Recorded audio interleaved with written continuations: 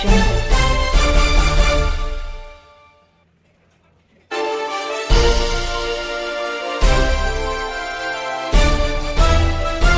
Audio Jungle. இல்லை தமிழ்நாட்டில் மட்டுமல்ல, இந்திய அளவில் அகில இந்திய அளவில் சென்ட்ரல் கவர்மெண்ட்லேயும் சரி, மாநில அரசுகள்லேயும் சரி, தேர்தலில் கூட்டணிகள் ஏற்படுகிற போது தேர்தலுக்கு முந்தைய கூட்டணி, தேர்தலுக்கு பிந்திய கூட்டணி, இதெல்லாம் கடந்த காலங்கள்லேயும் நடந்திருக்கு. உதாரணமாக தமிழ்நாட்டிலேயே 1952 காங்கிரஸுக்கு போதுமான எம்எல்ஏக்கள் கிடையாது. முதல் தேர்தல் முடிஞ்ச பிறகு கம்யூனிஸ்டுகள் அதிகமாக வெற்றி பெற்றிருந்த காலம். இப்போ ராஜாஜி அவர்கள் முதலமைச்சராக வந்தார். அவருக்கு எம்எல்ஏ பற்றாக்குறை ஏற்பட்ட போது அப்போ வன்னியர்கள் ஒருங்கிணைக்கப்பட்டு 2 தலைவர்கள் கட்சி நடத்தாங்க. ராமசாமி படையாச்சி இவங்கெல்லாம் அப்போ கட்சி நடத்திக்கிட்டு தேர்தலில் காங்கிரஸோட ஒரு கூட்டணி கிடையாது. நான் தேர்தல் முடிஞ்ச பிறகு இந்த வன்னிய சமுதாயத்தை சார்ந்த எம்எல்ஏக்கள்லாம் ராமசாமி படையாச்சி போன்றவர்கள்லாம் ஆதரவு கொடுத்து பெரும்பான்மை ராஜாஜி முதலமைச்சராக இருந்து ஆட்சி நடத்தினார். ராஜாஜி அவர்கள் மாற்றப்பட்டு பெருந்தர் காமராஜர் வந்த போதும் பற்றாக்குறை இருந்தது. அப்பவும் இந்த வன்னிய சமுதாயத்தை சார்ந்த எம்எல்ஏக்கள் அந்த கட்சி தலைவர்களுடைய ஆதரவோடு காங்கிரஸ் ஆட்சி நடந்தது. அதுக்கு பிறகு அவங்க கட்சியில் சேர்ந்துட்டாங்க. சில பேர் காங்கிரஸிலே சேர்ந்துட்டாங்க. அதனால் தேர்தலுக்கு பின்னால் தனித்தனியாக நின்ற கட்சிகள் ஒரு ஆட்சி அமைக்கிறதுக்கு ஆதரவு தர்றதோ, அந்த மந்திரி சேவையில் பதவி ஏற்படுறதோ புதுமையாக முதல் முறையாக நடக்கிற நிகழ்ச்சி அல்ல. அது 60 வருஷத்துக்கு முன்னாலே நான் சொன்ன மாதிரி ராஜாஜி காலத்தில், பிறந்த காமராஜர் காலத்தில் 1952 55 60 வருஷத்துக்கு முன்னாலே நடந்த நிகழ்ச்சிகள் தான் தமிழ்நாடு பொறுத்த வரைக்கும். இப்போ பல மாநிலங்கள்லையும் எங்கெல்லாம் பிஜேபிக்கு பற்றாக்குறை ஏற்படுதோ அங்கே பல மாநில கட்சிகளை உடைச்சி அவங்க கட்சியில் சேர்த்தோ, தனி கட்சி மாதிரி உட்கார வச்சோ, அவங்களுடைய ஆதரவை பெற்றோ பல மாநிலங்களில் ஆட்சி வந்திருக்கு. இதனால் இது தமிழ்நாட்டில் நடக்காத ஒரு அதிசயம் அல்லது புதுமையான ஒரு சம்பவம் நடந்து போயிடல. தேர்தலுக்கு முன்னால் கூட்டணி போடணும்னு ஒரு கருத்து இருந்தது காங்கிரஸுக்குள்ளே, வேண்டான்னு ஒரு கருத்து இருந்தது, திமுகவோட இருக்கணும்னு ஒரு கருத்து இருந்தது. ஸோ அப்போது இருந்த பெரும்பான்மை முடிவின்படி திமுகவிலே தொடர்றது அப்படிங்கிற முடிவோடு எல்லா கட்சிகளும், இந்த கூட்டம் இருக்கிற பொது உடைமை கட்சிகளாக இருக்கட்டும், பிசிகாவாக இருக்கட்டும், முஸ்லீம் லீக்காக இருக்கட்டும், இந்த மாதிரி எல்லா கட்சிகளும் காங்கிரஸ் உள்பட எல்லா கட்சியும் சேர்ந்து ஒரே அணியில் திமுக போட்டிட்டோம். அதுக்கு பிறகு தாவேகாவுக்கு பற்றாக்குறை அந்த மாதிரி 107 இடம் தான் இருக்குன்னு வந்த பிறகு காங்கிரஸ் ஆதரவு கொடுக்கறதுன்னு முடிவு பண்ணி ஆதரவு கொடுத்தது. அதைத் தொடர்ந்து மற்ற அந்த கூட்டணியில் இருந்த மற்ற கட்சிகளும் ஆதரவு கொடுத்தார்கள். சில பேர் அமைச்சர்கள் இடம்பெற்றிருக்கிறார்கள், சில பேர் அமைச்சர்கள் இடம்பெறல. ஸோ நான் எதுக்கு சொல்கிறேன், எதுனா இது நாடு முழுவதும் நடந்து கொண்டிருக்கிற ஒரு நிகழ்ச்சி. தமிழ்நாட்டில் ஒரு புதுமையாக நடந்து போச்சுன்னு சொல்கிறதுக்கு ஒன்றும் இல்லை. இதை விமர்சனம் பண்ணுறதுக்கு துரோகம், அது இது, ஒருத்தர் ஏமாற்றிட்டீங்க, துரோகம் பண்ணிட்டீங்கன்னு ஒரு நடக்காத ஒரு அசம்பாவிதம் தமிழ்நாட்டில் நடந்து போன மாதிரியும் இதை ஒருத்தர் திட்டிகிட்டு இருக்கிறதுல அர்த்தம் கிடையாது. கூட்டணிங்கிறது ஒரு அட்ஜஸ்ட்மெண்ட்டு தான். ஒவ்வொரு கட்சிக்கும் ஒரு கொள்கை இருக்குது, ஒரு வழிமுறை இருக்குது, ஒரு செயல்பாட்டு முறை இருக்குது, தனித்தனி தலைவர்கள் இருக்காங்க. ஸோ அவங்களுடைய தலைமைக்கு உட்பட்டு அவங்களுடைய கொள்கைக்கு ஏற்ப, லட்சியங்களுக்கு ஏற்ப அந்த கட்சி நடத்தப்படுது. தேர்தல் கூட்டணிங்கிறது ஒன்லி அன் அட்ஜஸ்ட்மெண்ட்டு தான். எலெக்ஷனில் வெற்றி பெறுவதற்காக நடத்தப்படுகிற ஒரு தற்காலிக உடன்பாடே தவிர அது ஒன்றும் ஒரு பெர்மனண்ட்டாக காலகாலத்துக்கான ஒரு ஒப்பந்தம் இல்லை. அது இல்லை, அதனால அது நல்லாட்சியா கட்டாட்சியா அது பிரச்சனை இல்லை. முடிச்சிடறேன், உங்கள் முதல் கேள்வி முடிச்சிடறேன். அதனால் இது மாதிரி நடந்ததை இப்போ விமர்சனம் பண்ணி காங்கிரஸ் திமுக திட்டுறது, திமுக காங்கிரஸை திட்டுறது, நீ துரோகி நான் துரோகி இந்த மாதிரி அடிச்சுக்கிறது வந்து தேவையில்லாதது, அனாவசியமானது, மக்களுக்கும் இப்போது சூழ்நிலை சம்மந்தம் இல்லாதது. Past is past. அடுத்து நீ என்ன போகிற, நான் என்ன பண்ண போகிறேன், அவ்வளோதான். திமுகவுடைய வழிமுறை என்ன, காங்கிரஸுடைய வழிமுறை என்ன, என்ன செயல்பாடு, என்ன ஆட்சி எப்படி நடக்குது, அந்த ஆட்சியில் நல்லதை பாராட்டுறோம், இல்லைன்னா விமர்சனம் பண்ணுறோம், அது எல்லாருக்கும் பொதுவானது. இப்படி அடுத்து என்னென்னு பார்க்கணுமே தவிர முடிஞ்சு போனதை விமர்சனம் பண்ணி ஒருத்தரை அதுவும் ஹிட்டிங் பிலோ த பெல்ட்டும்பாங்க, அது மாதிரி சப்ஸ்டாண்டர்டாகவோ தரக்குறைவாகவோ ஒருத்தர் அநாகரிகமாகவோ விமர்சனம் பண்ணிக்கிறதோ திட்டிக்கிறதோ தேவையில்லாதது. அதனால் மக்களுக்கும் எந்த நன்மையும் கிடையாது, திட்டிக்கிற கட்சிகளுக்கும் எந்த நன்மையும் கிடையாது. இதுதான் என்னுடைய கருத்து. ரெண்டாவது, 5 ஆண்டு கால ஆட்சி திமுக ஆட்சி இருந்தது. ஸ்டாலின் பல திட்டங்களை கொண்டாந்து நிறைவேற்றிட்டு இருந்தார். எந்த கூட்டணி, இப்போ வைகோ சொல்கிற மாதிரி ஒரு கூட்டணியில் இருந்துட்டு அந்த கூட்டணி கட்சிகள் கூட்டணியை விமர்சனம் பண்ணிட்டு இருக்க முடியாது, திட்டிகிட்டு இருக்க முடியாது. பட் அதே நேரத்தில் சரி நிறைய குறைகளோ சொல்கிறது அந்த கட்சியினுடைய தன்மைகளை பொறுத்து இருக்கு. ஒருத்தர் என்ன நடந்தாலும் கண்டுக்கிறாமல் ஆதரிச்சுக்கிட்டே இருக்கலாம், ஒருத்தர் சில குறைபாடுகள் இருக்கும்போது விமர்சனம் பண்ணுற சூழ்நிலையில் தலைவரோ கட்சியோ இருக்கலாம். இது டிபெண்ட்ஸ், அந்த தலைவருடைய திறமை தகுதி அந்த கட்சியினுடைய நிலைகளை பொறுத்து இருக்கிறது. எல்லாரும் எல்லா கட்சியும் ஒரே ஸ்டாண்டில் இருக்க மாட்டாங்க. செகண்டு. ரெண்டாவது, நல்லாட்சியா கெட்டாட்சியான்னு இல்லை, ஆட்சி மாற்றங்கிறது அந்த ஆட்சி வேணான்னு தானே என்ன ஆட்சி மக்கள் கொண்டாடுறாங்க. அப்புறம் நான் சர்டிஃபிகேட் ஏன்ட்ட கட்டி நீங்கள் என்ன பண்ணுறது, 5 வருஷம் நல்ல ஆட்சி நடந்தது நான் சர்டிஃபிகேட் கொடுத்து என்ன பண்ணுறது.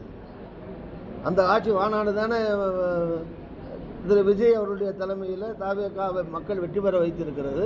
போன ஆட்சி வேண்டாம், இந்த ஆட்சி வரட்டும், அந்த முதலமைச்சர் வேண்டாம், விஜய் முதலமைச்சர் வரட்டும் தானே மக்களே ஓட்டு போட்டிருக்காங்க. அப்புறம் பழைய 5 வருஷத்துக்கு நான் சர்டிஃபிகேட் கொடுத்து என்ன ஆக போகுது. அதனால் that question is irrelevant. Congress கட்சியினர் வந்து தாவேகா பக்கம் போயிடாமல் இருக்கிறதுக்கு நீங்கள் என்ன மாதிரியான முன்முயற்சி எடுப்பீங்க? ஏங்க இல்லை காங்கிரஸ் கட்சிகள் தாவேகா பக்கம் போயிடுவாங்க, போயிட்டு இருக்கு. யார் சொன்னா உங்களுக்கு? அதுக்கு தடுப்பு என்ன? காங்கிரஸ் கட்சி இருக்கவங்க காங்கிரஸ் தான் இருப்பாங்க, அந்தந்த கட்சியில் இருக்கவங்க அந்தந்த கட்சியில் இருக்காங்க. ஒரு சில பேர் அங்கே மாறலாம், போகலாம், வரலாம். அதுக்கு என்ன தடுப்பணையாக கட்ட முடியும்? முதல்லையே அந்தந்த கட்சியில் வந்து அந்தந்த கட்சியில் இருக்கிறவங்க கொள்கைகள் தலைமையை ஏற்று தான் இருக்காங்க. அதனால் அந்த பிரச்சனை கிடையாது. காங்கிரஸில் வந்து தடுப்பணை கட்டி தான் தடுக்க வேண்டுங்கிற கட்டாயம் அவசியம் ஒன்றும் இல்லை. இப்போ அடுத்து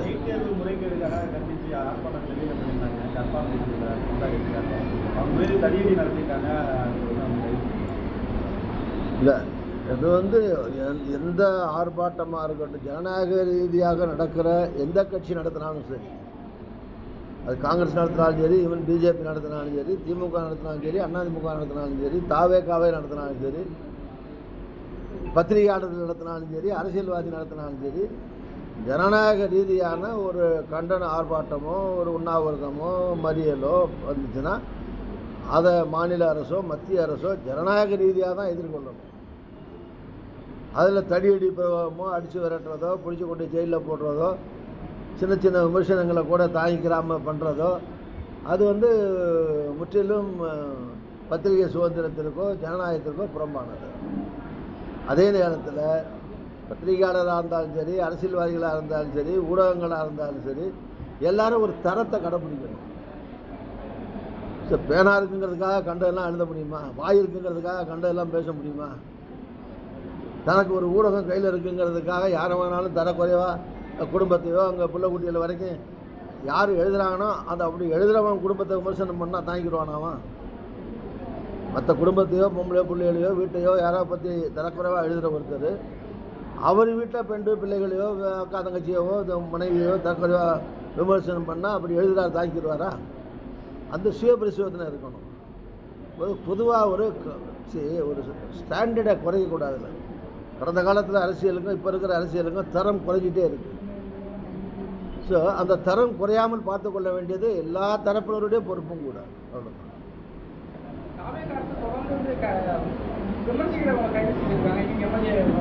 இல்லை, முதல்ல சொன்ன பதிலுக்குள்ளே அதெல்லாம் அடக்கம் இருக்க.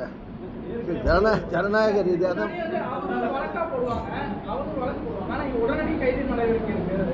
சரி. இது இப்படி 19 சொல்ல முடியாது. எப்படின்னா நான் சொல்கிறேன், ஜனநாயக ரீதியாக விமர்சனங்கள் ரீதியாக தான் எதிர்கொள்ளணும், போராட்ட ரீதியாக தான் எதிர்கொள்ளணும், எதையும் சட்ட ரீதியாக தான் எதிர்கொள்ளணுங்கிறது என்னுடைய கருத்து. ஆனால் அதே நேரத்தில் இண்டிவிஜுவலாக கைதுன்னு வரும்போது அந்த கைது செய்யப்பட்டது யார், என்ன ஊடகம், எதுக்காக கைது செய்யப்பட்டாங்க, அவங்க என்ன விமர்சனம் பண்ணியிருந்தாங்க, என்ன பேசியிருந்தாங்க, என்ன எழுதியிருந்தாங்க, அது ஒரு ஸ்டாண்டர்டுக்கு உட்பட்டு இருந்ததா, சப்ஸ்டாண்டர்டாக இருந்ததா, நியாயமான விமர்சனமாக, ஹிட்டிங் பிலோ த பெல்ட்டா, இடுப்புக்கள் அடிக்கிறதும்பாங்க, ஹிட்டிங் பிலோ த பெல்ட்னு. அதே மாதிரி அது சப்ஸ்டாண்டர்டான விமர்சனமா, ஃபில்த்தி விமர்சனமா, அதுக்கு அந்த ஆக்ஷன் ஈக்குவல் ஆனதா அப்படிங்கிற பொறுத்து தான் கேஸ் வாரியாக நீங்கள் கேட்டிங்கன்னா கேஸ் வாரியாக இது கரெக்டு இது சரின்னு சொல்லலாமே தவிர பொதுவாக யார் மேலேயும் கையே வைக்கக்கூடாதுன்னா அப்புறம் ஆட்சியும் நடத்த முடியாது, சட்டம் ஒழுங்கையும் காப்பாற்ற முடியாது. ஸோ விமர்சனங்களையும் ஆட்சியில் இருக்கணுங்கிறதுனால யார் திட்டினாலும் என்ன திட்டினாலும் வாங்கிக்கணுங்கிற அவசியமும் கிடையாது. ஒரு முதலமைச்சர் ஆட்சியில் இருக்கார், ஒரு மந்திரி இருக்காருன்னா அவர் யார் வேணாலும் என்ன கேவலமாக பேசினாலும் அதை பொறுத்துக்கிட்டு தான் இருக்கணும், அதுதான் ஜனநாயகம், அதுதான் சுதந்திரம்னு சொல்ல முடியுமா?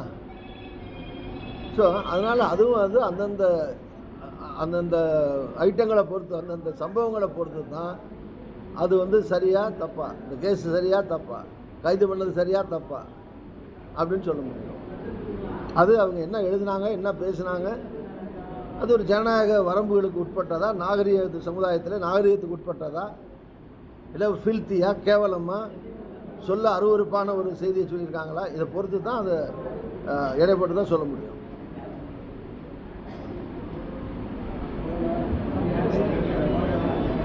வேறு பொதுவாக பார்த்தீங்கன்னா ஆட்சியில் விஜய் அவர்கள் ஆட்சிக்கு வர நாங்கள் கூட்டணியில் இருந்தோமா இல்லையாங்கிறதெல்லாம் பிரச்சனை. ஆனால் அவர் கொடுத்த வாக்குறுதிகள் பல தேர்தல் வாக்குறுதிகள் கொடுத்துருக்காரு, சிலவற்றை நிறைவேற்ற ஆரம்பிச்சிருக்காரு, சிலவற்றை பாதி நிறைவேற்றியிருக்காரு. இப்போ பட்ஜெட் வரப்போகுது, பட்ஜெட்டில் பல அறிவிப்புகள் நடைமுறைக்கு வரலான்னு எல்லா மக்கள் எதிர்பார்க்குறாங்க, நாம் எல்லாம் எதிர்பார்க்குறோம். கொடுத்த வாக்குறுதிகளில் பலவற்றை இந்த பட்ஜெட் மூலமாக நிறைவேற்ற முயற்சிப்பார்கள் அப்படிங்கிற எதிர்பார்ப்பு இருக்கிறது. பட் இதை தாண்டி இன்னொன்று, நடைமுறையில் சட்டம் ஒழுங்கு, ஊழல், இதை குறைக்கிறதுல இந்த அரசாங்கம் நடவடிக்கை எடுத்திருக்காருன்னா கண்டிப்பாக நடவடிக்கை எடுத்திருக்காரு. உதாரணமாக 1-2 சொல்லணும்னா, இப்போ பத்திரப்பதிவு, இப்போ யாராவது போனாங்கன்னா பத்திரப்பதிவுன்னா போனால் அங்கே ஒரு ஆள் போட்டு வசூல் பண்ணது, இந்த மாதிரி இந்த நிலைமைகள்லாம் மாறி லஞ்சம் இல்லாமல் பத்திரப்பதிவுகள் நடக்கிறது. இது மாதிரி சில துறைகளில் டிரான்ஸ்ஃபர், போஸ்டிங்ஸ், இந்த மாதிரி சில விஷயங்களில் தலையீடுகள், பொதுவாக சிபாரிசு போய் சொன்னால் வேண்டியவங்கள வேண்டிய இடத்துக்கு மாற்றுறது, வேண்டாத இடத்துக்கு மாற்றுறது, இந்த மாதிரி இல்லாமல் ஒரு கமிட்டி மூலமாக டிரான்ஸ்ஃபர் போஸ்டிங் பண்ணுறது, பணம் வாங்காமல் ஊழல் இல்லாமல் பண்ணுறது, இந்த மாதிரி சில துறைகளில் கொஞ்சம் கொஞ்சமாக அமுல்படுத்தப்பட்டு வருகிறது. மக்கள் மகிழ்ச்சியாக இருக்காங்க, ஊழல் இல்லாமல் நடக்குது. இப்போ ஹவுசிங், வீடு கட்டுறீங்க, இப்போ திருச்சியாக இருக்கட்டும், சென்னையாக இருக்கட்டும், அங்கெல்லாம் அப்ளை பண்ணால், ஆன்லைனில் அப்ளை பண்ணால் அவங்களுக்கான பெர்மிஷன்ஸ் எல்லாம் வந்துடுது. அதுக்கு 1 லட்சம் 2 லட்சம் 5 லட்சம் இந்த மாதிரி காசு வாங்கிட்டு இருந்ததெல்லாம் கிடையாது. இந்த மாதிரி எல்லாத்துலேயும் சொல்ல மாட்டேன், ஒரு சில இலாக்காக்களில் முறையாக அமுல்படுத்தப்பட்டு லஞ்ச லாவண்யம், ஊழல் அழிக்கப்பட்டிருக்கு, குறைக்கப்பட்டிருக்கோடு சொல்ல மாட்டேங்க, அழிக்கப்பட்டிருக்கிறது சில விஷயங்களில். எல்லாம் பாராட்டக்கூடிய விஷயம். இது மாதிரி மற்ற விஷயங்கள்லையும் அரசாங்கம் கொஞ்சம் கொஞ்சமாக நடைமுறைப்படுத்தி என்ன தேர்தல் காலத்து வாக்குறுதிகள் என்னவோ அவற்றை எல்லாம் இந்த அரசு நிறைவேற்றும் என்று எதிர்பார்ப்போம், நம்புவோம். பட்ஜெட் வரப்போகுது, பட்ஜெட்டில் வாக்குறுதிகள் பல நிறைவேற்றப்படும் என்று எதிர்பார்ப்போம்.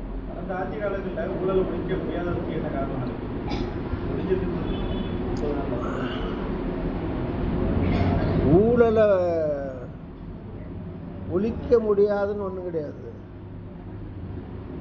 ஊழலில் அதிகாரிகளாக இருக்கட்டும், அமைச்சர்களாக இருக்கட்டும், அரசாங்கமாக இருக்கட்டும், அவங்களே ஊழல் பண்ணால் அப்போ யார் ஒழிக்கிறது? அடுத்த ஸ்டேட்டில் ஒழிப்பாங்க. அதனால் அங்கே இருக்கிற மந்திரிகள், அங்கே இருக்கிற அதிகாரிகள், அங்கே இருக்கிற அரசாங்கம் ஊழலை ஒழிக்க நினச்சா ஒழிச்சிடலாம், அவ்வளோதான். அது நம்ம முதல்ல சொன்னதில் எல்லா அர்த்தமும் இருக்கு. ஆமாம், சொல்கிறார்ல, இருந்ததுனால தானே சொல்கிறாரு. இப்போ நம்மளே சொல்கிறோம், சில துறைகளை நான் சொன்னேன், ரிஜிஸ்ட்ரேஷனாக இருக்கட்டும், பத்திரப்பதிவுகளாக இருக்கட்டும், இந்த மாதிரி ஒரு சில விஷயங்களில் இப்போ இல்லாமல் இருக்குன்னா முந்தி இருந்துச்சுன்னு தானே அர்த்தம். அவ்வளோதான்.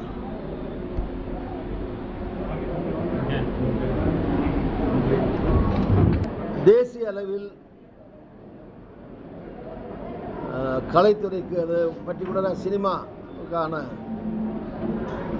தேசிய அளவிலான விருதுகள் நடிகர் திரு தனுஷ் அவர்கள் உள்ளிட்ட நடிகர் நடிகையர் இயக்குநர்கள் ஆகியோருக்கு இந்திய அளவிலே சிறந்த விருதும், தமிழ்நாட்டுக்கு ஸ்பெஷல் தமிழ்நாடு அளவிலான மாநில மொழிகளுக்கான விருதும் தமிழ்நாட்டு கலைஞர்களுக்கு கிடைத்திருப்பது தமிழ்நாட்டுக்கு பெருமை.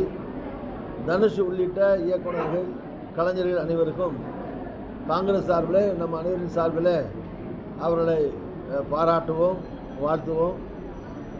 கலை, சினிமா இதெல்லாம் காக்கப்பட வேண்டியது.